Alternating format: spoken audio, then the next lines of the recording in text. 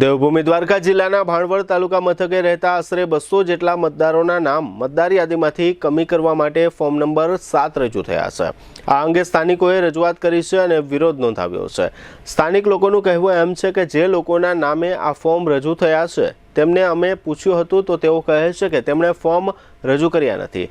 આથી લોકોને એવી શંકા છે કે પ્રશાસન દ્વારા કોઈ કાવતરું કરવામાં આવ્યું છે। સ્થાનિક લોકો એમ કહે છે કે અમે ખોટા હોઈએ તો અમારા વિરુદ્ધ કાર્યવાહી કરો અથવા જે લોકો આ બાબતમાં ખોટા હોય તેમને શોધી કાઢીને તેમની વિરુદ્ધ કાર્યવાહી કરો।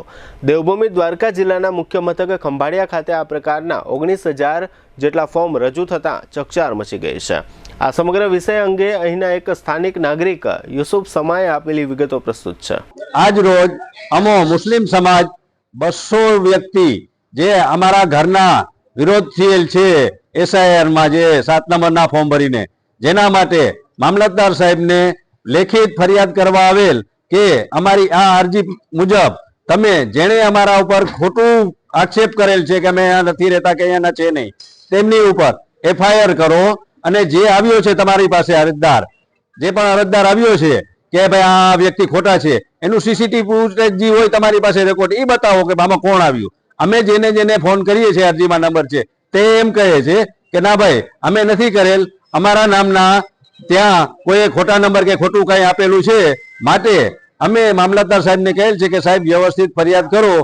ત્યારબાદ અમે પોલીસ સ્ટેશને પણ જઈએ છીએ, ત્યાં પણ ફરિયાદનું કહેવાના છીએ કે ભાઈ અમને CCTV કેમેરાનું આપેલ નથી, તેમજ તમે ત્યાં ફરિયાદ કરી અને વ્યક્તિને પકડો। જો અમે ખોટા હોય તો અમે સજા ભોગવવા માટે તૈયાર છીએ અને અગર જો જેણે અમારો વિરોધ કર્યો તે ખોટો હોય તો એ ફોર્મમાં સ્પષ્ટ લખેલું છે કે 1 વર્ષની સજા અને 1 લાખ રૂપિયો દંડ એને આપવો જોશે ને સજાને ભોગવવી જોશે। અગર તે નથી, કોઈ પણ વ્યક્તિ નથી તો પછી અમારે એ સમજી લેવાનું કે પ્રાંત ઓફિસ, મામલતદાર ઓફિસ, કોઈ પણ ઓફિસે અમારા ઉપર આ જુલમ કરેલ છે।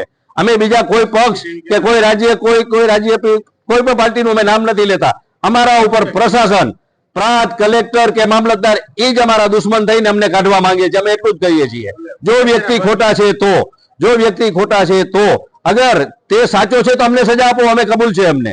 અને 19,000 જો વટલી વિરોધ અરજી થઈ હોય એ ખોટા હોય અને લાખ રૂપિયા આપે તો ગુજરાતનું બજેટ નીકળી જાય મહિના દીનું। આખા ગુજરાતનો ખર્ચો ખાલી ખંભાળિયા કાઢીને આપશે ને 19,000 લાખ રૂપિયા મારા તો હિસાબે નથી કેટલા પૈસા થાય।